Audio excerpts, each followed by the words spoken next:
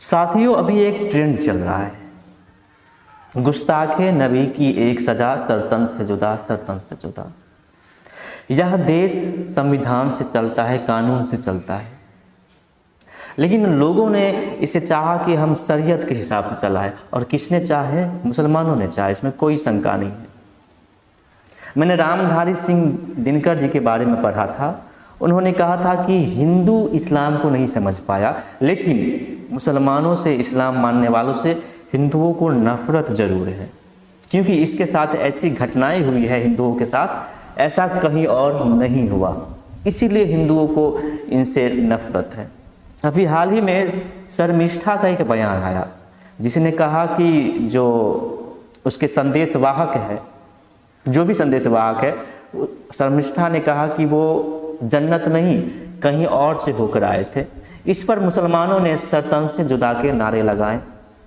पहले तो खूब नारा लगाया, सरतन से जुदा करो, किसी ने उसके घर का पता वायरल किया, बहुत कुछ हुआ। तो उसके बाद देखिए, जब हिंदू इस लड़की के पक्ष से खड़ा हुआ तो मुसलमानों ने अपनी बयान बदली कि इसे अरेस्ट करिए, इसे अरेस्ट करिए। मैं दोस्तों एक बात बताऊं, कई मुसलमान ऐसे हैं, कई क्या बहुतों हैं, जो चाहते हैं कि काफिर को इस दुनिया से ख़त्म कर दिया जाए। यहाँ देखिए, नुपुर शर्मा का मैटर लीजिए, उसने जो कहा था उसके किताबों में वर्णित है, लेकिन क्या हुआ उसके साथ? उसे पूरा बर्बाद कर दिया गया। अब इस लड़की के साथ देखिए क्या हो रहा है, सेम वही हो रहा है। अब ना कहीं ये ठीक से घूम सकती है, ना ही कुछ कर पाएगी, और कहीं ना कहीं इसकी हद आएगी। और करने वाले कौन होंगे? यही मुसलमान होंगे, क्योंकि अब ये इसे पूरी दुनिया जानते हैं, कहीं निकल नहीं सकते, और सरकार इसे सुरक्षा शायद ही देगी, क्योंकि ये आम लड़की है, आम परिवार से है।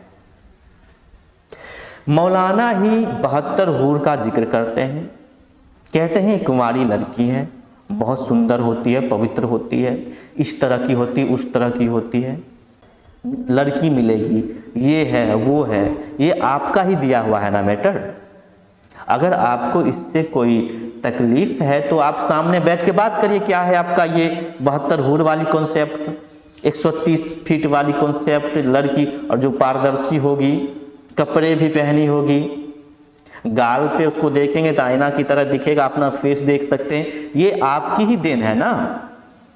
आप इस मैटर को पहले अपने मौलानाओं के बीच सही करिए, क्या मैटर है आपका। इस पे फिल्म भी बनी है।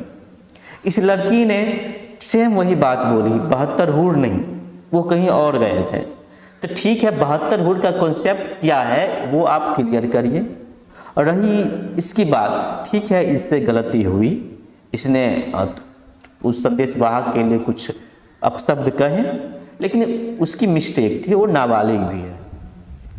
लेकिन इसके लिए आप इसे सरतन से जुदा नहीं कर सकते, क्योंकि यह लोकतंत्र है।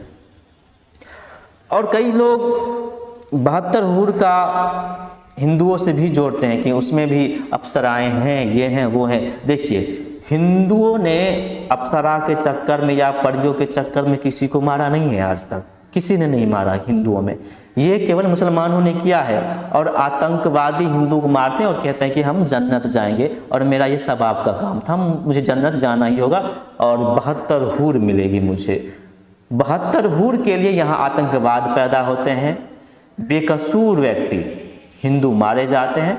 आप 72 हूर को डिफाइन करिए, आप अपनी सफाई दीजिए, क्या है आपकी 72 हूर।